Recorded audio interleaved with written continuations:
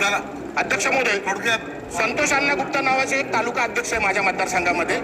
पूर्ण आयुष्य त्यांनी समाजसेवेमध्ये आणि गोरगरिबांची मदत करण्यामध्ये घालवलं. परंतु मोठे व्यापारी सुद्धा आहेत. 8 दिवसापूर्वी त्यांच्या दुकानावर पोलिसांनी छापा घातला आणि त्याच्यामध्ये त्यांना 8 किलो गांजा आणि काही गुटख्याच्या पुड्या सापडल्यात.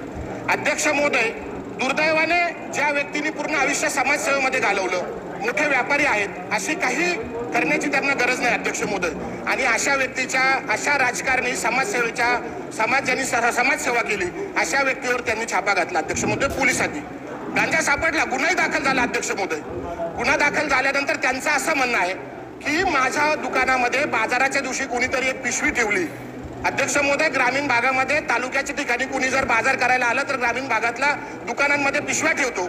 अशी कोणीतरी पिशवी ठेवली 8 दिवसापूर्वी आणि ती कोणी घेऊनच गेलं नाही आणि ती पिशवीमध्ये गांजा सापडला अध्यक्ष महोदय. अध्यक्ष महोदय, माझं असं म्हणणं आहे की आज उद्या संतोष अण्णा गुप्तावर झालं, उद्या दुसऱ्या राजकारणावर होईल, परवा तिसऱ्या व्यापाऱ्यावर होईल.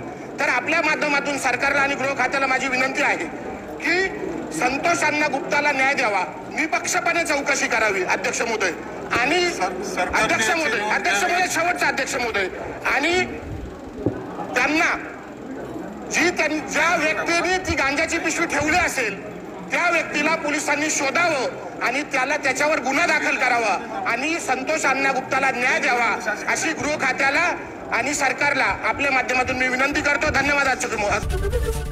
एबीपी माझा, उघडा डोळे बघा नीट.